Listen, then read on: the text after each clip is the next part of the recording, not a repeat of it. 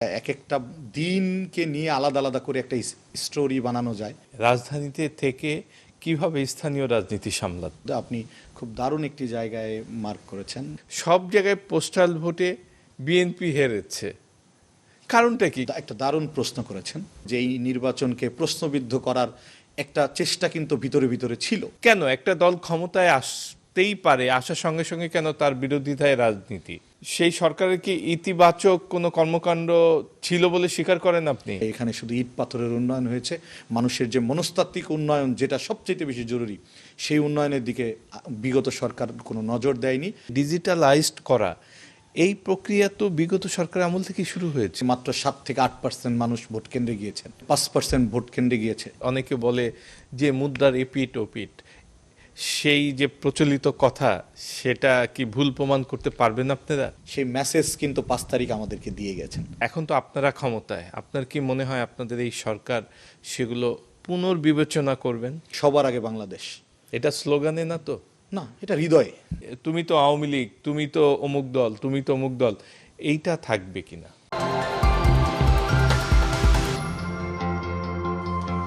Podcast 24-এ স্বাগত।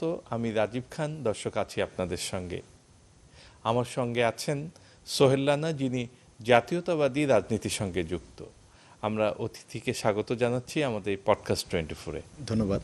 আপনার মাধ্যমে আমি চ্যানেল 24-এর পডকাস্টের এই সকল দর্শক এবং কলাকুশলী আপনারা যারা রয়েছেন সবাইকে ধন্যবাদ জানাচ্ছি। আমি সোহেল রানা, আমি বাংলাদেশ জাতীয়তাবাদী ছাত্রদল কেন্দ্রীয় সংসদের সহসভাপতি এবং একই সাথে আমি বাংলাদেশ জাতীয়তাবাদী দল শিবচর উপজেলা শাখার সদস্য সচিব হিসেবে দায়িত্বরত রয়েছি।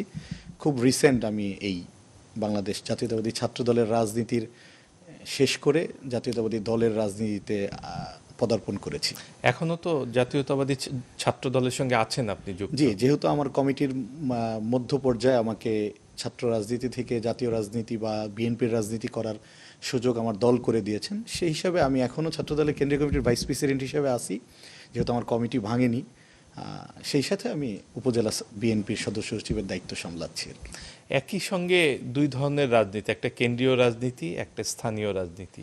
আসলে আমরা যারা ছাত্র রাজনীতি থেকে জাতীয় রাজনীতি বা বিএনপির রাজনীতিতে যাওয়ার চেষ্টা করি বা যারা ক্যারিয়ার চিন্তা করি ওই দিকে, আমাদের জন্য আমি দীর্ঘদিন ঢাকা বিশ্ববিদ্যালয়ে কবি জসিমউদ্দিন হলের সদস্য সচিব ছিলাম, ঢাকা বিশ্ববিদ্যালয় ছাত্রদলের যুগ্ম আহ্বায়ক হিসেবে দায়িত্ব পালন করেছি, কেন্দ্রীয় ছাত্রদলের যুগ্ম সাধারণ সম্পাদক, পরবর্তীতে কেন্দ্রীয় ছাত্রদলের ভাইস প্রেসিডেন্ট হিসেবে দায়িত্বরত অবস্থায় আমাকে আমার দল জাতীয়তাবাদী দলের রাজনীতি করার যে সুযোগ করে দিয়েছে, এটা একটা ধারাবাহিক প্রক্রিয়া।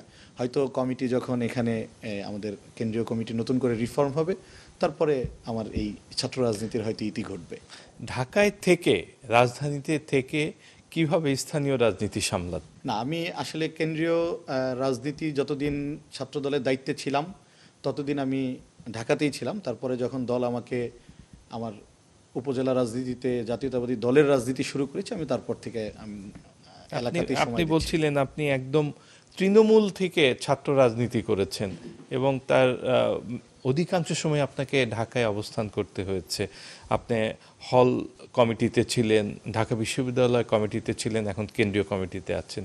সেখান থেকে হঠাৎ করে যে স্থানীয় পর্যায়ের একটি, আমরা জানি শিবচর উপজেলা হিসেবে অত্যন্ত ঐতিহ্যবাহী এবং সুনামধন্য একটি উপজেলা, বড় একটি উপজেলা, সেখানে যে আপনি স্থানীয় রাজনীতির সঙ্গে সম্পৃক্ত হয়েছেন, স্থানীয় রাজনীতিতে তো অনেক বাধা থাকে, অনেক গ্রুপিং থাকে, কিভাবে সামলাচ্ছে? আসলে সত্যিকার অর্থে বলতে কি, অনেকটা গ্রুপিংয়ের কারণেই আমাদেরকে কেন্দ্রে থেকে এইভাবে নিয়ে ওইখানে দায়িত্ব দেয়। আপনি খুব দারুণ একটি জায়গায় মার্ক করেছেন, সেটা হলো আসলে আমার শিবচর ঐতিহ্যবাহী উপজেলা হলেও নানাবিধ কারণে এখানে জাতীয়তাবাদীর রাজনীতিটা একটু এতটা সহজ ছিল না। এখন আমরা সরকার পরবর্তী যেভাবে রাজনীতিটা করতে পারছি, একসময় ওইখানে জাতীয় রাজনীতি বা শিবচরে জাতীয়তাবাদী দলের রাজনীতির জন্য এইরকম পরিবেশ ছিল না।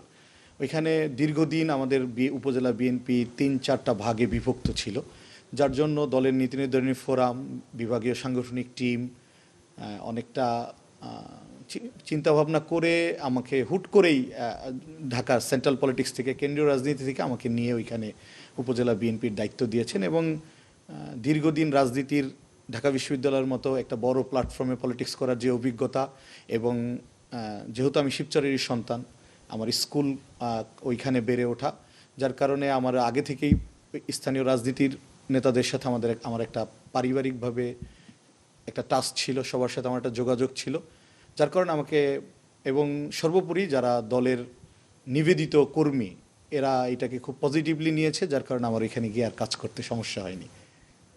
যারা প্রবীণ রাজনীতিবিদ রয়েছেন আপনার দলে বিএনপি, তারা তো একদম সেখানেই ছিলেন, আপনাকে একদম কেন্দ্রের থেকে পাঠিয়ে সেখানে স্টাবলিশড করার যে চেষ্টা, আপনি বলছেন, আপনি দাবি করছেন সবাই আপনাকে সুন্দরভাবে গ্রহণ করেছে। তার মানে আপনি যাওয়ার পর কি যে গ্রুপিংয়ের কথা আগে বলছিলেন সেটা কি কিছু কমাতে পেরেছেন? আমি খুব অল্প সময় ওইখানে গিয়েছি, আসলে কমাতে পেরেছি কি না সেটা আসলে শিবচরের মানুষ নির্ধারণ করবে। তবে আমি যাওয়ার পরে ওইখানে আমাদের এই কমিটিটা দীর্ঘদিনের পরের কমিটি, এটা হওয়ার পরে আমরা এক এবং ঐক্যবদ্ধভাবেই উপজেলা বিএনপির কার্যক্রম চালাচ্ছি। আর আপনি যেটা বলছেন এটা হলো পারস্পরিক সম্মানবোধ। আমি যেমন আমার ওইখানে আমার পিতৃ সমতুল্য যে সকল নেতাকর্মীরা রয়েছেন তাদেরকে আমি আমার পিতার সম্মান দিচ্ছি, যারা আমার বড় ভাইয়ের মতো তাদেরকে বড় ভাইয়ের মতো। আমি এই দায়িত্ব, আমার উপরে অর্পিত দায়িত্বটাকে শুধু দায়িত্বের ভিতরেই নিয়েছি, এটাকে আমি ক্ষমতার অংশ বা ক্ষমতার প্রয়োগ এই অংশে না নিয়ে আমার দীর্ঘদিন রাজনীতি করার যে ছাত্র রাজনীতির অভিজ্ঞতা, সেই অভিজ্ঞতার আলোকে যার যে প্রাপ্য সম্মানটুকু তাকে সেই প্রাপ্য সম্মানটুকু দিয়েই আমি এখানে আমার রাজনীতিটা শুরু করেছি, যার কারণে আমাকে খুব বেশি বেগ পেতে হয়নি। তারপরও ছোটোখাটো সমস্যা এখনও আছে যেগুলি নিয়ে আমরা কাজ করছি, এবং আরও একটু সময় পেলে ইনশাল্লাহ সবাইকে নিয়ে কাজ করা যাবে। কারণ আপনি জানেন যে পলিটিক্সে, রাজনীতিতে আসলে সবচেয়ে বড় হলো ব্যক্তি স্বার্থটা এখানে আমরা অনেক সময় বড় করে দেখি, যার কারণে কিছু অসঙ্গতি আছে যেগুলি নিয়ে আমরা কাজ করছি। ইনশাল্লাহ দ্রুততম সময়ের মধ্যে আমরা আরও অনেক বেশি সমন্বয় ঘটাতে পারবো। এত জোয়ার ছিল এবার বিএনপির, ব্যাপকভাবে জয়লাভ করেছে, কিন্তু আপনার এলাকায় আপনি যেই উপজেলার, শিবচর উপজেলা, সেখানে বিএনপি হারলো কিভাবে? এবং যার কাছে হেরেছেন সেই দলের খুব একটা জনসমর্থন ওইখানে ছিল বলে আমরা কখনোই শুনি নাই, এবং খুব অখ্যাত একজন মানুষ সেখান থেকে হয়ে এসছেন। সবচেয়ে মজার বিষয় হলো আমরা, আপনার একটা দারুণ প্রশ্ন করেছেন। এটা প্রত্যেকটা রাজনীতিবিদ হিসাবেই ভালো মন্দ যে কোনো অর্জন এবং পরাজয়ের পরে এই প্রশ্নটা আসা উচিত রাজনীতিবিদের সামনে। আমরা আসলে কিন্তু মাঠ ভোটে ওইখানে জিতেছিলাম, আমরা প্রায় 900-র বেশি ভোটে, স্থানীয় ভোটে আমরা জয়লাভ করেছি, এবং পরবর্তীতে পোস্টাল ভোট, যেটার সাথে আসলে এইবারের পলিটিশিয়ানরা খুব বেশি টাচে ছিল না, খুব বেশি সচেতন ছিল না পোস্টাল ভোটটা নিয়ে, সেই পোস্টাল ভোটে কিন্তু আমাদের জয় পরাজয় নির্ধারণ হয়েছে। এছাড়াও আরেকটা বড় দিক, যেটা আমরা জাতীয়তাবাদী দলের 3 জন প্রার্থী ওইখানে নির্বাচন করেছেন, যেটা আমাদের নির্বাচনে বড় প্রভাব ফেলেছে। মাঠ পর্যায়ে দীর্ঘদিন আন্দোলন সংগ্রামে যারা নেতাকর্মী রয়েছিল ইউনিয়ন বিএনপির, উপজেলা বিএনপির, তারা 3টা ভাগে বিভক্ত হয়ে ইলেকশনটা করায়। আমাদের একজন জাতীয়তাবাদী ঘরনারী বিদ্রোহী প্রার্থী, তিনি 4000, আরেকজন প্রায় 36,000। এই ইলেকশন করাটা আমাদের জয় পরাজয় একটা বড় বাধা হয়ে দাঁড়িয়েছে। আমরা যদি আপনি হিসাব করেন, এখানে জাতীয়তাবাদী ঘরনার 3 জন প্রার্থী প্রায় 40,000, বাকি 2 জন প্রার্থী প্রায় 40,000 ভোট পেয়েছে, সেখানে আমরা মাত্র 384 ভোটে হেরেছি। তো ব্যর্থতা তো অবশ্যই দলের আছে, সেই জায়গা থেকে আমি যেহেতু দলের এখানে দায়িত্বশীল রয়েছি, ব্যর্থতার দায় এড়ানোর কোনো সুযোগ নেই। কিন্তু আমরা যদি আমাদের যে বিদ্রোহী 2 জন প্রার্থী ছিল এদেরকে আমরা আরেকটু স্যাক্রিফাইসের ভিতরে আনতে পারতাম, আমরা এখান থেকে কেউ একজন যদি অন্তত দলীয় নির্দেশনাটা খুব হৃদয় দিয়ে ধারণ করতো, তাহলে হয়তো আমাদের রেজাল্টটা এখানে অন্যরকম হতো। আচ্ছা, আপনি বলছিলেন যে মাঠ পর্যায়ের ভোটে আপনারা জিতেছেন, কিন্তু পোস্টাল ভোটে যে আপনারা হেরে গেছেন, সব মিলিয়ে মাত্র 3 শতাধিক ভোটে। তাহলে পোস্টাল ভোট যতটা আমরা জানি সাংবাদিক হিসাবে, যে এখন পর্যন্ত যতগুলো তথ্য পেয়েছি, যতগুলো কেন্দ্রের, সব জায়গায় পোস্টাল ভোটে বিএনপি হেরেছে, কারণটা কি? কিন্তু মাঠ পর্যায়ে তো আবার অন্য কথা বলছে। আসলে পোস্টাল ভোটটায় আপনি সাংবাদিক হিসেবে যেমন ইলেকশন নিয়ে কাজ করেছেন, আমরা রাজনীতিবিদ হিসেবে মাঠ পর্যায়ে ইলেকশনটা নিয়ে কাজ করেছি। পোস্টাল ভোটটার সাথে কিন্তু আমরা খুব বেশি পরিচিত ছিলাম না। এই জায়গাটাতে যেটা হয়, আপনার প্রশ্নের একটা স্পষ্ট ইঙ্গিতপূর্ণ কোনো উত্তর দেব না, আমি সরাসরি বলবো, যেহেতু সরকারের উপদেষ্টা মণ্ডলী থেকে 2-3 জন ইলেকশনে করেছে, তাদের ভিতর থেকে বের হয়ে গিয়ে রাজনৈতিক দল গঠন করেছে, তারা একটা জোট ছিল। তা আমরা এখনও এই নির্বাচন খুব সুন্দর হয়েছে, সারা পৃথিবী নির্বাচনের প্রশংসা করেছে, আমরা আর ওই দিকে যেতে চাই না। তারপরও আমরা মনে করি ব্যক্তিগতভাবে যে এই নির্বাচনকে প্রশ্নবিদ্ধ করার একটা চেষ্টা কিন্তু ভিতরে ভিতরে ছিল। কারা করেছিল সেই চেষ্টাটা? এটা তো স্পষ্ট বোঝা যায় যে যারা নির্বাচন প্রক্রিয়ার সাথে যুক্ত ছিল এবং দল গঠন প্রক্রিয়ার সাথেও, সরকারে আসার প্রক্রিয়ার সাথেও যুক্ত ছিল। এই একটা শক্তি যারা উপদেষ্টা পরিষদেও ছিল, পরবর্তীতে রাজনৈতিক দলও গঠন করেছে এবং তারা বিভিন্ন পদ্ধতিতে এই যে পোস্টাল ভোটটা, এটা কিন্তু তাদের মাথা থেকে আসা বা তাদের চিন্তা থেকে আসা ছিল। তা আমরা মনে করি যে অনেক জায়গায় বিএনপিকে বেকায়দায় ফেলার জন্যই আসলে পোস্টাল ভোটে একটা মেকানিজম করার চেষ্টা করেছে, কিন্তু আন্তর্জাতিক নজরদারি এবং দেশীয় নির্বাচন, আমাদের যেই বিজ্ঞ নির্বাচন পরিচালনার যে নির্বাচন কমিশন ছিল, সর্বোপরি বাংলাদেশের জনগণ সেই ষড়যন্ত্রটা ছিল সেটা রুখে দিয়েছে এবং যার কারণেই বিএনপির এই ভূমিধস জয়। তার মানে আপনি বলতে চাচ্ছেন যে নির্বাচন পুরোপুরি স্বচ্ছ ছিল না, পুরোপুরি সুষ্ঠু হয়নি। নির্বাচনকে ম্যানিপুলেট করার একটা চেষ্টা কিন্তু ছিল, কিন্তু বিএনপি এবং বাংলাদেশের জনগণ মিলে এটাকে প্রতিহত করেছে। সে জায়গায় কিছু অসঙ্গতি অল্প কিছু জায়গায় হলেও হতে পারে। এত বড় একটা নির্বাচনের যজ্ঞ, যেখানে রাষ্ট্রীয় সকল সেক্টর একসাথে কাজ করেছে, বিদেশি সহায়তা ছিল, কিছু জায়গা থেকে বিদেশি প্রতিবন্ধকতাও ছিল, সব জায়গায় কাজ করতে গিয়ে 100% কখনো তো আর হবে না, কিছু কিছু জায়গায় অসঙ্গতি থাকলেও থাকতে পারে। আচ্ছা, এবার একটু ছাত্র রাজনীতির কথায় আসি। দীর্ঘদিন ছাত্র রাজনীতি করেছেন, বিগত দিনগুলো কেমন ছিল আপনাদের অবস্থা, কিভাবে করলেন? আপনারাই তো অভিযোগ করেন যে বিগত দিনে যে গেল তত্ত্বাবধায়ক সরকারের আগে যে সরকার ছিল, তারা আপনাদের অনেক জুলুমের মধ্যে রেখেছে, নির্যাতনের মধ্যে রেখেছে, অত্যাচারের মধ্যে রেখেছে। তারপরে কিভাবে আপনারা রাজনীতিটা চালিয়েছিলেন? যদি একজন রাজনীতিবিদের জন্য সবচাইতে, কেউ যদি রাজনীতি শিখতে চায়, তার বিরোধী দল হলো শিক্ষার সবচাইতে বড় প্ল্যাটফর্ম। আমরা যারা জাতীয়তাবাদী ছাত্র দলের রাজনীতি, বিশেষ করে আমি ঢাকা বিশ্ববিদ্যালয়ে 8-9 সেশনে ভর্তি হয়েছি। ঢাকা বিশ্ববিদ্যালয়ে 8-9 সেশনে আমি ঢাকা বিশ্ববিদ্যালয়ে ভর্তি হওয়ার পরের মাসেই এই ফ্যাসিস্ট শেখ হাসিনা সরকারের যাত্রা শুরু হয়েছে এবং প্রথম দিন থেকে আমরা শেখ হাসিনা বিরোধী আন্দোলনে ঢাকা বিশ্ববিদ্যালয় ক্যাম্পাসে সরব থাকার চেষ্টা করেছি। এই পুরো সময়টা আমি রাজনৈতিক জীবনে যেভাবে শিখেছি, একজন রাজনৈতিক কর্মীর জন্য আমার কাছে মনে হয়েছে বিরোধী দল হলো শেখার সবচাইতে বড় জায়গা। কারণ বিরোধী দলে পারস্পরিক মিল মহব্বতটা বেশি থাকে নেতাকর্মীদের মধ্যে, একজন আরেকজনের প্রতি আন্তরিকতা বেশি থাকে। সরকার দলের থেকেও অনেক বেশি ক্রাইসিস থাকে ওই সময়টাতে বিরোধী দলে, যখন একটু খারাপ সময় থাকে, মামলা হামলার ভয় থাকে, সরকারি নির্যাতনের স্টিম রোলার থাকে নেতাকর্মীদের উপরে, যার কারণে নিজ দলের নেতাকর্মীদের মধ্যে মিল এবং যেই টানটা, এটা অনেক বেশি থাকে। আমার কাছে এটা ব্যক্তিগত অভিজ্ঞতায় মনে হয়েছে এবং এই হাসিনা বিরোধী আন্দোলনে আমরা যারা ছিলাম, তাদের আসলেই জীবনটার ওইটা এক একটা দিনকে নিয়ে আলাদা আলাদা করে একটা স্টোরি বানানো যায়। আমরা জেলে গিয়েছি, জেল জীবন আমাদের একাডেমিক জীবনকে ব্যাহত করেছে।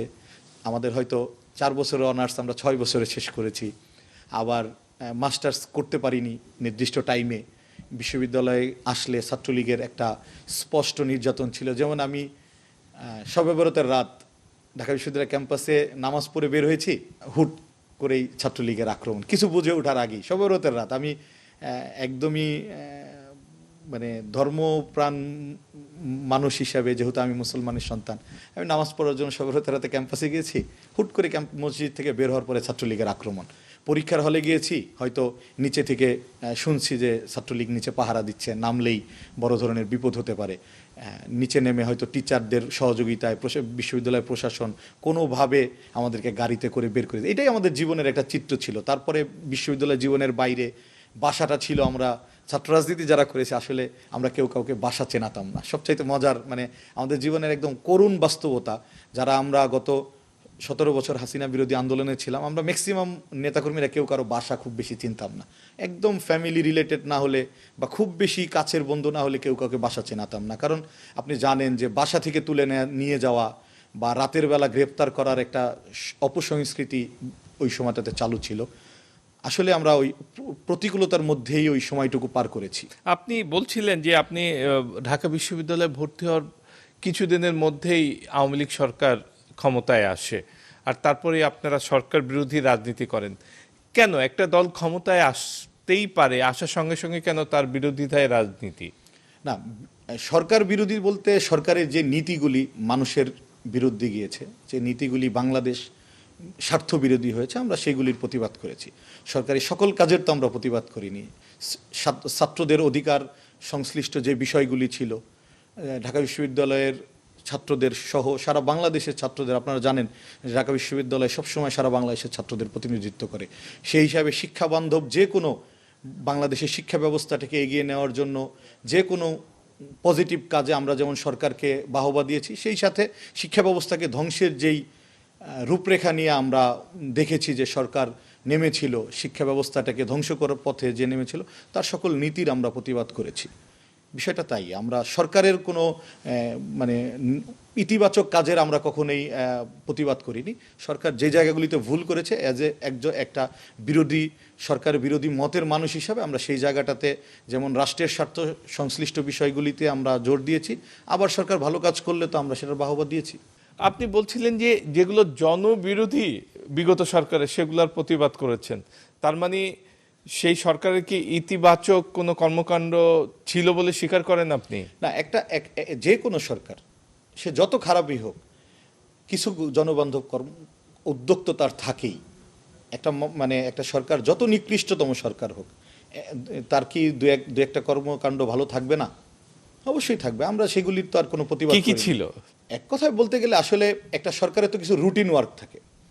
যেমন শিক্ষা ব্যবস্থাটাকে ধ্বংসের জন্য এই যে বাংলাদেশকে মেধাহীন করে দেওয়ার যে একটা চেষ্টা, যেটা আমরা অভিযোগ করে এসেছিলাম প্রথম দিন থেকেই, যে আমরা পার্শ্ববর্তী রাষ্ট্রের প্রেসক্রিপশনে আমাদের এই শিক্ষা ব্যবস্থার আমূল পরিবর্তন, ব্যক্তিকেন্দ্রিক নিয়ে যাওয়া। যেমন আপনি খুব মোটা দাগে যদি ধরেন, আপনি পড়াশোনা করতে গেলে একজন নির্দিষ্ট ব্যক্তির উপরে পরীক্ষায় 20 মার্কের উত্তর আসতো। একটা চাকরির পরীক্ষায় একজন 100টা এমসিকিউর মধ্যে 5টা 7টা দেখা গেছে একজন ব্যক্তিকে নিয়েই প্রশ্ন, একটা পরিবারকে নিয়ে। এই জায়গাটায় বোঝাই গেছে যে স্পষ্টভাবে শিক্ষা ব্যবস্থাটাকে ধ্বংসের একটা দিকে নিয়ে যাওয়া হচ্ছে। আবার ঠিক একইভাবে শিক্ষা খাতের বরাদ্দর ক্ষেত্রে সরকার যেমন গতানুগতিক যেই সরকারি ধারা সেটা ঠিক রেখেছেন, বরাবরই প্রতি বছরই শিক্ষাক্ষেত্রে বরাদ্দ কিছুটা হইলেও তারা বাড়িয়েছেন। আমরা সেই জায়গাগুলিতে তো প্রশংসার দাবিদার। এরকম ভালো মন্দ মিলেই তো একটা সরকার। মন্দের পরিমাণ যখন বেশি হয়েছে, আমরা সচেতন ছাত্র সমাজ হিসেবে প্রতিবাদ করেছি। আবার যেটা রাষ্ট্রীয় যে রুটিন ওয়ার্ক তারা যেটা করেছে, আমরা সেখানে সহযোগিতা করেছি। অবকাঠামো উন্নয়ন কি চোখে পড়েনি বিগত সরকারের? এটা স্বীকার করেন কিনা? না, অবকাঠামোগত উন্নয়নটা তো একটা রুটিন ওয়ার্ক। আপনি যেমন ধরেন আজকে ঢাকার রাস্তায় এআই ক্যামেরা দিয়ে মামলা হচ্ছে। আপনি কি চাইলে 10 বছর আগে এআই ক্যামেরার কোনো ব্যবহার ঢাকা শহরে করতে পারতেন? কিন্তু সবকিছু যে ডিজিটালাইজড করা, এই প্রক্রিয়া তো বিগত সরকার আমল থেকে শুরু হয়েছিল। আমি ওই জায়গাটাতেই আসছি আপনার কথায়, যে আজকে যেমন এআই ক্যামেরা ঢাকা শহরে মানে স্থাপন করা হয়েছে, এটা চাইলে যেমন 10 বছর আগে আপনি করতে পারেন। ডিজিটালাইজড করাটা এটা একটা সময়ের চাহিদা। আপনি 90-এর দশকে কিন্তু পৃথিবীর কোনো দেশ ডিজিটালাইজ ছিল না। ডিজিটাল জিনিসটাই আসছে কখন? আসছে 8, 9, 10-এর পর থেকে সারা বিশ্ব এই বিশ্ব ব্যবস্থার একটা পরিবর্তন হয়েছে। আমি মনে করি যে গত সরকার এটা একটা রুটিন ওয়ার্ক করেছেন, যেটা সাধারণ মানুষ এবং আমরা সুফল ভোগ করেছি, এটা অস্বীকার করার তার সুযোগ নেই। তবে এটাকে যেমন আপনার যে প্রশ্নের যেটা হয়, যে একটা সরকারের তো কাজ, আমার দায়িত্বটুকু আমি পালন করে যে বাহবা নেওয়া, এই জিনিসটা মানুষ খুব নেগেটিভলি নিয়েছে। একটা সরকার মানুষের প্রতিনিধি, মানুষ তাকে ভোট দিয়ে নির্বাচন করুক বা সে জোর করে ক্ষমতায় আসুক, যেভাবেই ক্ষমতায় আসুক তার কিছু রুটিন ওয়ার্ক থাকে। আমি মনে করি এই ডিজিটালাইজড বলেন বা সরকারি যে উন্নয়ন বলেন, এটা একটা রুটিন ওয়ার্ক, এটা করতেই হবে। এখন কেউ যদি বলে যে আগের সরকার তো এআই ক্যামেরা আনে না, এই সরকার এনেছে, এআই ক্যামেরা একটা সময়ের দাবি। মানে এটাও রুটিন ওয়ার্ক? ইয়েস, এটা রাষ্ট্রীয়ভাবে রুটিন ওয়ার্ক। তবে যে উদ্যোগ নিয়েছে আমরা অবশ্যই তাকে ধন্যবাদ জানানোর এই কার্পণ্যটুকু আমাদের তো করা উচিত না। অনেকেই বলেন যে আপনি যে এলাকার শিবচর, আপনি শুরুতে শিবচরের অনেক কথা বলছিলেন, শিবচর একটি মডেল উপজেলায় পরিণত হয়েছে এবং দেশের প্রথম মডেল উপজেলা বিগত সরকারের আমলে। আসলেও কি তাই? আসলে মডেল বা উন্নয়ন, আপনি যদি ইট পাথরের উন্নয়ন ধরেন, তাহলে শিবচর আসলেই বাংলাদেশের অন্যতম একটি উপজেলা। আর আপনি যদি মানুষের মনস্তাত্ত্বিক দিক থেকে চিন্তা করেন, রাষ্ট্রীয় যেই অবকাঠামোগত রাষ্ট্রীয় যে উন্নয়ন রয়েছে, সেই রাষ্ট্রীয় উন্নয়নের দিক থেকে ধরলে শিবচর এখন অনেক পিছিয়ে। যেমন আপনি ধরেন শিক্ষা ব্যবস্থায়, আপনি সাংবাদিকতা করেন, আপনাদের কাছে সারা দেশের তথ্য রয়েছে। উচ্চশিক্ষায় শিবচরে কতজন অবদান রাখছেন, বা সরকারি বড় বড় চাকরির যেই সেক্টরগুলি রয়েছে সেখানে শিবচরে কতজন আছেন, স্বাস্থ্য ব্যবস্থায় শিবচর ঢাকা থেকে মাত্র 1 ঘন্টার দূরত্ব, এখনও সেখানে স্বাস্থ্য ব্যবস্থার কী অবস্থা। শিবচর স্বাস্থ্য কমপ্লেক্সের হয়তো ইটকাঠের উন্নয়ন হয়েছে, সেখানে চিকিৎসা ব্যবস্থার কতটুকু উন্নতি সাধন হয়েছে। আপনি এই দিক থেকে যদি ধরেন, তারপরে বেকারত্ব সমস্যা নিরসনের জন্য দুঃখভরে বলতে হয় যে এখনও মানে অবৈধ পথে বিদেশে যাওয়ার প্রবণতা শিবচরের মানুষের সবচাইতে বেশি। অথচ বিগত সরকারের সময় যে আমার ওইখানে দায়িত্ব ছিল, অনেকেই বলে যে বাংলাদেশের দ্বিতীয় ক্ষমতাধর ব্যক্তি তিনি ছিলেন, তার আরও বেশি উন্নয়ন করার বা আরও বেশি ওইখানে জনসম্পৃক্ত কাজগুলি করার সুযোগ ছিল। শুধু তিনি ইট পাথরের যে উন্নয়ন করেছেন, আমি সেটাকে যেমন সাধুবাদ জানাই, সাথে শিক্ষা, চিকিৎসা এবং মানব সম্পদ উন্নয়নের জন্য আরও অনেক বেশি কাজ করার তার সুযোগ ছিল। আমি ব্যক্তিগতভাবে মনে করব যে এই জায়গাটাতে তিনি সফলতার পরিচয় দেননি। কারণ আপনি দেখবেন যে শিবচর ব্যবসা বাণিজ্যের জন্য উর্বর না। শিবচরে আপনি বলার মতো কিছু নাই যে এই সেক্টরটা থেকে মানুষের এখানে 50টা মানুষের কর্মসংস্থান হয়েছে, 2,000 মানুষ এইখান থেকে জীবিকা নির্বাহ করছে। আপনি দেখবেন যে বিদেশি আয় নির্ভর একদমই, এবং শিবচর থেকে লিগ্যাল পথে বিদেশে যাওয়ার মানুষের প্রবণতা কম। লিবিয়া দিয়ে ইতালি, ইউরোপে যাওয়ার মানুষের যে অমানবিক পথে যায়, সেই পথে শিবচরের মানুষ বা মাদারীপুর থেকে যাওয়ার প্রবণতা অনেক বেশি। এর কারণ একটাই, এখানে শুধু ইট পাথরের উন্নয়ন হয়েছে। মানুষের যে মনস্তাত্ত্বিক উন্নয়ন, যেটা সবচেয়ে বেশি জরুরি, সেই উন্নয়নের দিকে বিগত সরকার কোনো নজর দেয়নি। এবং বিগত সরকারের যারা দায়িত্বশীল ছিল, আমি বলবো যে এই জায়গাটাতে তাদের একটা বড় ঘাটতি রয়েছে। আর রাজনৈতিক অধিকার কেমন ছিল শিবচরে? আপনি বলছিলেন বিগত আমলের দ্বিতীয় সর্বোচ্চ ক্ষমতাধর ব্যক্তি সেই এলাকার জনপ্রতিনিধি ছিলেন বা এমপি ছিলেন। রাজনৈতিক স্বাধীনতা কেমন ছিল আপনারা গণমাধ্যম কর্মী, আপনারা খুব ভালো জানেন। আপনি দীর্ঘদিন গণমাধ্যমের সাথে যুক্ত। শিবচরে মানুষ বিস্ফোরিত যে ভাব, এত অবকাঠামো উন্নয়নের পরেও শিবচরের মানুষ কেন বিস্ফোরণ ঘটিয়েছে, বা 18-24 নির্বাচনে কেন শিবচরে 5 থেকে 7% ভোট পড়েছে, এটা কিন্তু জাতির কাছে প্রশ্নের বিষয়। আপনি জানেন 18 নির্বাচনে মাত্র 7 থেকে 8% মানুষ ভোট কেন্দ্রে গিয়েছেন, 24 নির্বাচনে 5% ভোট কেন্দ্রে গিয়েছে। আমরা যেখানে দাবি যে মানুষ জানতো যে ওইটা একটা নির্দিষ্ট দলের ঘরানার এলাকা, মানুষ বলতে পছন্দ করে। আমরা যারা ঢাকাতে রাজনীতি করতাম, আমাদের বাড়ি শিবচর, মাদারীপুর বা ফরিদপুর বললে বলতো যে একটি নির্দিষ্ট রাজনৈতিক ঘরানার এলাকার মানুষ তুমি। সেই এলাকাতে কেন তাদের নিয়ন্ত্রিত নির্বাচনে 5%, 7%-এর বেশি মানুষ কেন্দ্রে টানতে পারেনি? এটাই কারণ ছিল, ওইখানে সুষ্ঠু গণতান্ত্রিক ধারার চর্চা ছিল না। এখানে এক ব্যক্তি, এক দল, একজন মানুষের চিন্তাকে গুরুত্ব দেওয়া হতো। অন্য মতগুলিকে দমনের জন্য যত ধরনের প্রক্রিয়া ছিল, সকল প্রক্রিয়াগুলি ওইখানে অবলম্বন করা হয়েছে। বিদায়ী কিন্তু এই 5 তারিখ পরবর্তী ওইখানে আপনি দেখেছেন যে মানুষ কিভাবে কথা বলা শুরু করেছে তার অধিকার নিয়ে। বিভিন্ন বিষয়ে ওইখানে মানুষ যে তাদের দীর্ঘদিনের চেপে রাখা ক্ষোভ, সেটার বহিঃপ্রকাশ ঘটিয়েছে। তার মানে বলতে চান যে মানুষের কথা বলার অধিকার ছিল না সেখানে বিগত দিনে? আপনি গণমাধ্যম কর্মী, আপনার কাছে যে তথ্যটা থাকে, আমরা রাজনীতিবিদরা আপনাদের কাছে তথ্য পেয়েই কিন্তু কথা বলি। আমার ধারণা যে আপনারও শিবচর সম্পর্কে জানাশোনা আছে। শিবচরে আসলেই কথা বলার অধিকার বা কথা বলার সুযোগ খুব কম ছিল। বিরোধী মতের মানুষগুলির জন্য একটু প্রতিকূল ছিল। যেহেতু রাষ্ট্রের দ্বিতীয় ক্ষমতাধর ব্যক্তি বলে, ও একটা নির্দিষ্ট দলের দ্বিতীয় তৃতীয় ক্ষমতাধর ব্যক্তির সে পারিবারিক সূত্রে, যেহেতু সাবেক প্রধানমন্ত্রীর পারিবারিক মানুষ ছিলেন, সেই হিসাবে তার ওইখানের ক্ষমতার যে প্রয়োগ ছিল বা ক্ষমতার যে ব্যবহার ছিল, তাতে বিরোধী মত যারা পোষণ করত তাদের রাজনীতি করাটা একটু কঠিন ছিল। এটা তো মানে স্বীকার করতে কোনো দ্বিধা নাই।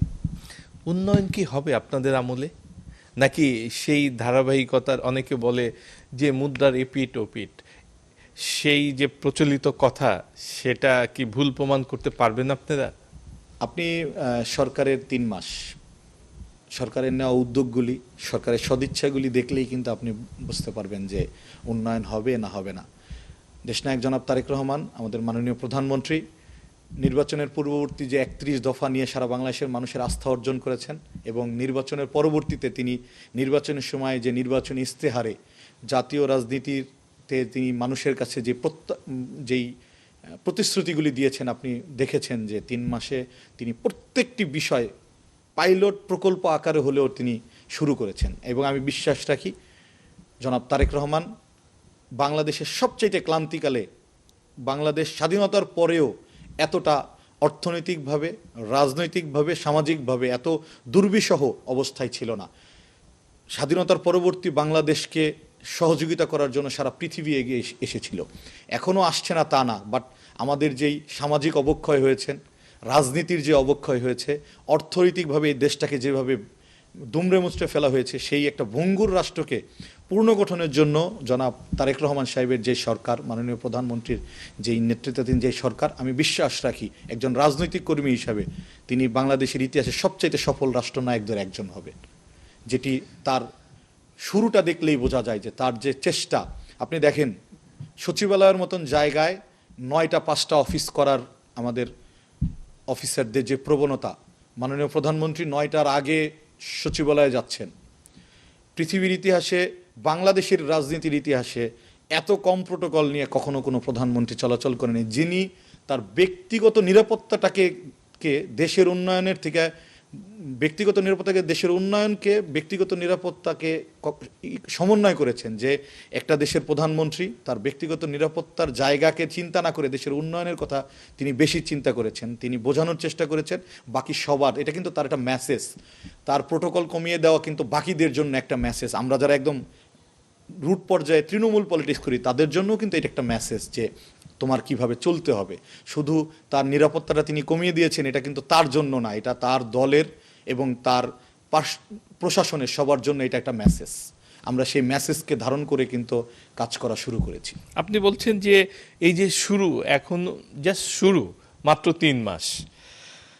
এই যে শুরুতে তো আমরা বিগত দিনেও এরকম অনেক কিছু ভালো উদ্যোগ দেখেছি। তার পরবর্তীতে কি হয়েছে সেটা আপনিও জানেন। আপনি যেহেতু আমাকে বলছিলেন যে আপনি সাংবাদিক হিসেবে অনেক তথ্যই আপনার কাছে আছে। শুরুটা অনেকেরই আমরা খুব সুন্দর শুরু দেখেছি, কিন্তু শেষটা তো সুন্দর হয়নি। আমি কিন্তু আমার কথার মধ্যে একটা কথা বলেছি যে দেশনায়ক জনাব তারেক রহমান, মাননীয় প্রধানমন্ত্রী, তিনি শহীদ প্রেসিডেন্ট জিয়াউর রহমান সাহেবের সন্তান, দেশনেত্রী বেগম খালেদা জিয়ার সন্তান। এবং আমি বিশ্বাস রাখি তার একজন রাজনৈতিক কর্মী হিসাবে তিনি বাংলাদেশে ইতিহাস করার জন্য এসেছেন এবং বাংলাদেশের ইতিহাসের সবচাইতে সফলতম রাষ্ট্রনায়ক তিনি হবেন বলে আমরা যারা তরুণ উদীয়মান রাজনীতিবিদ আছে আমরা মনে করি। এবং বিএনপি একজন ক্ষুদ্র কর্মী হিসাবে আমি এটুকু বলি, আপনি যেটা বলেছেন যে যদি এই ধারাটা অব্যাহত না রাখতে পারে একটা রাজনৈতিক দলের কি পরিণতি হতে পারে, সেই মেসেজ কিন্তু 5 তারিখ আমাদেরকে দিয়ে গেছেন। আমি এটা মনে প্রাণে বিশ্বাস করি যে 5 তারিখ পরবর্তী যারা আমরা বাংলাদেশের গঠনের জন্য কাজ করছি, বাংলাদেশকে পূর্ণ গঠনের জন্য কাজ করছি, তারা 5 তারিখটাকে একটা আমাদের জন্য একটা শিক্ষার দিন হিসেবে ধরেই কাজ করি এবং করে যাব। সেই ধারাবাহিকতা আমি বিশ্বাস রাখি জাতীয়তাবাদী দল এদেশের মানুষের কল্যাণের জন্য আরও বেশি গতিশীলভাবে কাজ করবে। যেটা এখন আছে, আপনার কাছে মনে হচ্ছে যে প্রত্যেকটা সরকার শুরুতে অনেকটা জনবান্ধব থাকলেও একটা পর্যায়ে গিয়ে থাকে না। আমি বিশ্বাস রাখি যে তারেক রহমান সাহেবের এই বর্তমান সরকার সেই সকল প্রথা ভেঙে দিয়ে সামনে মানুষের উন্নয়নের জন্য আরও বেশি জনসম্পৃক্ত কর্মসূচি নিয়ে হাজির হবে। আমরাও চাই যে শুরুর থেকে শেষটা যেন আরও ভালো হয়। আপনার কাছে একটা জিনিস জানতে চাচ্ছি, আপনি বেশ কয়েকবারই বলছিলেন যে আওয়ামী লীগ ফ্যাসিস্ট। 5 তারিখকে একটা আপনি মাইল ফলক হিসাবে দেখছেন। 5 তারিখের পর যে 18 মাসটা কেটেছে যারা ক্ষমতায় ছিলেন তাদের মূল্যায়নটা কি? 5 তারিখ পরবর্তী বাংলাদেশের যে রাজনীতিটা হয়েছে সেটা ওই সিচুয়েশনটার জন্য আমরা কেউ প্রস্তুত ছিলাম না। একটি দেশের সরকার প্রধান সে পালিয়ে গিয়েছে, প্রশাসন আপনি দেখেন যে অনিয়ম কোন জায়গায় ঢুকেছে, যে একটা দেশের বাইতুল মোকাররমের খতিব সাহেব সে না পালিয়ে গিয়েছে, একটা দেশের গভর্নর সে অফিস করতে আর আসেনি। ভিতর থেকেই তার যে ভয় বা অন্যায় কার্যক্রম, সেই অন্যায় কার্যক্রমগুলি এমন লেভেলে হয়েছে যেখান থেকে ওই সময়কারের প্রধানমন্ত্রী পালিয়ে যাওয়ার পরে বাকি তার প্রশাসনিক যে আমরা যেটাকে বলি যে এক কথায় যেটাকে বলি দলীয়করণ কি পর্যায়ে পৌঁছেছিল, সেই একটা অবস্থা থেকে ওই একটা ফ্যাসিস্ট সরকারের যে পতন, ফ্যাসিস্ট সরকারের পতনের পরে রাষ্ট্রের যে ভঙ্গুর অবস্থা, তারপরে যারা দায়িত্ব নিয়েছে তাদের অনেক প্রতিকূলতা ছিল। এর মধ্যে যাদের সদিচ্ছার অভাব ছিল রাষ্ট্রটাকে আরও ভালো কিছু দেওয়ার, এরা জাতীয় রাজনীতিতে ইতিমধ্যে বিতর্কিত হয়েছেন, এবং যাদের আসলেই বাংলাদেশের ইতিহাসের অংশ হওয়ার সুযোগ ছিল, তারা অল্পতে জাতীয় রাজনীতিতে অল্পতে লোভ করে তারা তাদের লং টাইম ক্যারিয়ারে যে ক্ষতি করেছেন, আমি একজন রাজনৈতিক কর্মী হিসাবে বলতে পারি যে এটার ফলাফল তারা ভোগ করছে এবং সামনেও করবে। এবং ওই সরকারের সময়ের যেই আমি সফলতার দিকটা যেমন বলবো, যে একটা ভঙ্গুর পরিস্থিতির মধ্যে এসে পুলিশ নাই, প্রশাসন নাই, কোনো সরকারের কোনো সেক্টর ঠিকভাবে সহযোগিতা করতে পারছে না, সেই জায়গাটাতে একটা ডক্টর মোহাম্মদ ইউনূসের নেতৃত্বাধীন সরকার এসে যেভাবে রাষ্ট্রটাকে টেনে নিয়ে গেছেন, এটা যেমন প্রশংসার দাবি রাখে, সেই সাথে তার মন্ত্রী পরিষদের, তার উপদেষ্টা পরিষদের কিছু সদস্যের কিছু কর্মকাণ্ড যেগুলি বাংলাদেশকে বাংলাদেশের উন্নয়নকে ব্যাহত করেছেন, কিছু রাষ্ট্রীয় চুক্তি যেইগুলি জনগণের অগোচরে রাষ্ট্রবিরোধী চুক্তি হিসাবে আমরা পত্রপত্রিকার মাধ্যমে জানছি, এগুলির জন্য তাদেরকে আবার জনগণ ধিক্কার দিবে, এটাই স্বাভাবিক। এই রাষ্ট্রবিরোধী চুক্তির কথা বলছেন আপনি, তা এখন তো আপনারা ক্ষমতায়, আপনার কি মনে হয় আপনাদের এই সরকার সেগুলো পুনর্বিবেচনা করবেন? আপনি জানেন যে একটি সরকারের সাথে আরেকটি সরকারের চুক্তি হলেই এসে কিন্তু মুখের কথায় একদিনে বক্তৃতা, রাজনৈতিক বক্তৃতার মাধ্যমে সেই চুক্তি ভঙ্গ করা যায় না। এটা আন্তর্জাতিক নীতি মেনে, আন্তর্জাতিক আইন, আন্তর্জাতিক চুক্তি আইন মেনে একটা চুক্তি হয়। আমি বিশ্বাস রাখি বাংলাদেশ জাতীয়তাবাদী দল অতীতেও কখনো রাষ্ট্রবিরোধী কোনো চুক্তির সাথে জড়িত ছিল না, এবং এখনও যে চুক্তিগুলি রয়েছে এগুলি নিয়ে আমাদের দলের প্রধান কাজ করবেন এবং এইখান থেকে বের হয়ে আসবে অবশ্যই। এবং আপনি জানেন যে বাংলাদেশের যে রাজনৈতিক দলগুলি রয়েছেন, এখানে একটা রাজনৈতিক দলকে ভারতপন্থী রাজনৈতিক দল বলতো, আরেকটা রাজনৈতিক দলকে পাকিস্তানপন্থী রাজনৈতিক দল বলে সাধারণ মানুষ আখ্যা দেয়। আমি এরকম একটা রাজনৈতিক দলের কর্মী যে রাজনৈতিক দলটাকে মানুষ বাংলাদেশপন্থী রাজনৈতিক দল হিসাবে বলে, এবং বাংলাদেশ জাতীয়তাবাদী দল এই দেশের একমাত্র বাংলাদেশপন্থী রাজনৈতিক দল। সেই হিসাবে সব ধরনের দেশবিরোধী চুক্তির বিরুদ্ধে কাজ করাই কিন্তু এই দলের মূল আদর্শ। এই যে দেশবিরোধী চুক্তি যারা করলেন, বুঝলাম যে চুক্তি সরকার টু সরকার চুক্তি, যেটা G2G বলে, সেটা চাইলেই বাতিল করা যায় না, কিন্তু যারা এই চুক্তিটি করেছেন তাদের তো আইনের আওতায় আনা যায়, যেহেতু তারা রাষ্ট্রবিরোধী চুক্তি করেছেন বলে আপনি বলছেন। এটা অবশ্যই রাষ্ট্রবিরোধী যেই চুক্তিগুলি বা রাষ্ট্রকে হেয় প্রতিপন্ন করার যেই শর্তগুলি রয়েছেন, এটাতে যারা কাজ করেছে, এটাতে যারা এই রাষ্ট্রটাকে দুর্বল রাষ্ট্র হিসাবে পৃথিবীর কাছে উপস্থাপন করার অপচেষ্টা যারা করেছেন, আমি বিশ্বাস রাখি যে তাদের বিচার হবে, এবং এটা রুটিন মাফিকই বিচার হবে। এবং অতীতেও হয়েছে, যারাই যখন যেভাবে এই রাষ্ট্রের ক্ষতি করার চেষ্টা করেছে, বাংলাদেশের মানুষ হয়ে যারা বিদেশি এজেন্ডা বাস্তবায়ন করেছে, আপনি দেখেছেন যে তাদের প্রত্যেকের বিচার হয়েছে, এবং এদেরও হবে। আপনাদের সরকার যারা রাষ্ট্রবিরোধী তাদের শাস্তির ব্যবস্থার উদ্যোগ নেবে বলে আপনি বিশ্বাস করেন? অবশ্যই বিশ্বাস রাখি, কারণ কি আমার বাংলাদেশ জাতীয়তাবাদী দলের নির্বাচনের সময়ের স্লোগানটাই ছিল সবার আগে বাংলাদেশ। দেশনায়ক জনাব তারেক রহমান এক কথায় বিএনপির যে চিন্তা, বিএনপির যে ভাবনা, আমাদের মাননীয় প্রধানমন্ত্রী এক কথায় সেটা প্রকাশ করেছেন যে সবার আগে বাংলাদেশ। এটা স্লোগানে না তো? না, এটা হৃদয়ে ধারণ করে বিধায়ী জাতীয়তাবাদী দল এটাকে স্লোগানে এনেছে। অনেক আলোচনা করেছি, অনেক কিছু বলেছেন আপনি, একদম অনুষ্ঠানের শেষ পর্যায়ে আমরা আপনার কাছে আমার শেষ প্রশ্ন, দেশকে নিয়ে কি প্রত্যাশা? একজন রাজনৈতিক কর্মী হিসাবে, ছাত্র রাজনীতি থেকে উঠে আসা একজন রাজনৈতিক কর্মী হিসাবে আমার প্রত্যাশা বাংলাদেশের রাজনীতিটার যেই আমরা কাগজ কলমে টেবিল আলোচনায় আমরা যেভাবে দেখি বাংলাদেশের রাজনীতি, দেশনায়ক জনাব তারেক রহমান, মাননীয় প্রধানমন্ত্রী জনাব তারেক রহমানের হাত ধরে সেই সুস্থ ধারার রাজনীতিটা ফিরে আসুক। আমি প্রত্যাশা করি যে আমরা যারা রাজনীতি করি, রাজনৈতিক ব্যক্তিদের সম্মানটা আমরা নিজেদের সম্মান রক্ষা করে চলি। আর যখন আমি আমার নিজেকে, আমরা যারা রাজনীতি পেশার সাথে জড়িত, আমরা নিজেদেরকে সম্মান করব, তখন সাধারণ মানুষ আমাদেরকে সম্মান করবে। সেই ধারাটা আমাদের রাজনীতিবিদদের ভিতরে আসুক, আমাদের ভিতরে অসম্ভব রকমের দেশপ্রেম থাকুক, যে দেশপ্রেম আগামীতে রাজনীতিবিদদের দেশপ্রেম দেখে সাধারণ মানুষ যেন উদ্বুদ্ধ হয়, সাধারণ মানুষ যেন আরও বেশি রাজনীতিতে সম্পৃক্ত হয়, এবং এমন একটি বাংলাদেশ আমি গঠনের স্বপ্ন দেখি যে বাংলাদেশে আসলে হানাহানি থাকবে না, যে বাংলাদেশে কোনো বিদ্বেষ থাকবে না, যে দেশের সব নাগরিকের একটা জায়গায় এক থাকবে, বাংলাদেশপন্থী মানুষ হিসেবে সকল রাজনৈতিক দলগুলি হবে বাংলাদেশপন্থী, এবং যে রাজনীতিবিদ, একজন রাজনীতি কর্মী হিসাবে আমার প্রত্যাশা যে সবার আগে আমরা যেন বাংলাদেশটাকে ধারণ করি। আপনি প্রতিহিংসার কথা বলছিলেন, প্রতিহিংসার রাজনীতি, যদিও বা শেষ করতে চাচ্ছিলাম, তারপর এটা দিয়েই শেষ করব। আমরা এই প্রতিহিংসার রাজনীতির যে অভিযোগ, সেটা দীর্ঘদিন ধরে সব আমরা দেখে আসছি। বিগত যে 18 মাস, সেটা অনেকে বলে যে প্রতিহিংসার রাজনীতির মাত্রা সর্বোচ্চ পর্যায়ে চলে গেছে বা রেকর্ড করেছে, এত প্রতিহিংসা হয়েছে। আপনাদের আমলে সেই প্রতিহিংসার রাজনীতিটা থাকবে, চলমান থাকবে কিনা, না আপনারা এটাকে মুছে দেওয়ার উদ্যোগ নেবেন? দারুণ, একজন রাজনৈতিক কর্মীর কাছে মানে সেই বিচার করবেন কিনা, এই তুমি তো আওয়ামী লীগ, তুমি তো অমুক দল, তুমি তো অমুক দল, এইটা থাকবে কিনা? আমি এই জায়গাটাই আসছি। সেটা হলো, আপনি জিয়া পরিবারকে দিয়েই যদি ধরেন, দেশনায়ক জনাব মাননীয় প্রধানমন্ত্রী দেশনায়ক জনাব তারেক রহমান তার ভাইকে হারিয়েছেন, তার মা অন্যায়ভাবে জেলে পুরে তাকে মৃত্যুর দিকে ঠেলে দেওয়া হয়েছে, তাকে শারীরিকভাবে নির্যাতন করা হয়েছে, ঠিক 17 বছর তাকে বাংলাদেশের মানুষ থেকে বিচ্ছিন্ন রাখা হয়েছে। মহান রব্বুল আলমিনের কৃপায় তিনি বাংলাদেশে যখন এসেছেন, তার সেই 27 মিনিটের ভাষণে তিনি একবারের জন্য কি তার পরিবারের উপরে ঘটে যাওয়া একটা অত্যাচারের কথা তিনি উল্লেখ করেছেন?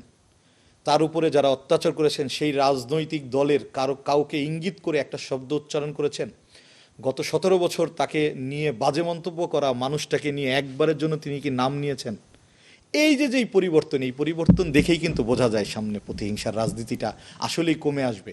বাংলাদেশের রাজনৈতিক প্রেক্ষাপটে আপনি লন্ডনের পলিটিক্সটা কালকে এখানে চালু করতে পারবেন না, তবে এখানে আপনি পরিবর্তন আনতে পারবেন, যেটা চেষ্টা করতে পারবেন। আমি বিশ্বাস করি, একজন রাজনৈতিক কর্মী হিসাবে খুব দৃঢ়ভাবে মনোবল নিয়ে বিশ্বাস করি যে আমাদের মাননীয় প্রধানমন্ত্রী সেই ধারা কিন্তু শুরু করেছেন। আপনি তার প্রত্যেকটা কাজের মধ্যে দেখলে আপনি দেখবেন যে তার যে উদ্যোগগুলি, সেই উদ্যোগে সে কিন্তু কোনো দলীয় নেতাদেরকে সুবিধা দেওয়ার কথার আগে, যেমন পুলিশ গত সপ্তাহে দেশের কোনো প্রধানমন্ত্রী এর আগে বলেছে কিনা আমি জানি না, মাননীয় প্রধানমন্ত্রী কিন্তু একটা কথা বলেছেন যে আপনারা যে ঘটনা ঘটবে সেই ঘটনার উপরে ভিত্তি করে আপনারা ব্যবস্থা নেবেন, কোনো রাজনৈতিক পরিচয় কোনো ঘটে যাওয়া ঘটনায় কোনো প্রভাব যেন বিস্তার করতে না পারে। এটা কিন্তু আমাদের রাজনীতি কর্মীদের জন্য অনেক বড় একটা মেসেজ। ধন্যবাদ সরলানা, অনেক ভালো ভালো কথা, অনেক ভালো প্রতিশ্রুতি, প্রত্যাশার কথা শুনিয়েছেন। সত্যি প্রতিহিংসা চিরতরে মুছে যাক, শুধু মুখে না, সত্যিকার অর্থেই। আর সব ভালো শুরুর থেকে যেন শেষটা আরও ভালো হয়।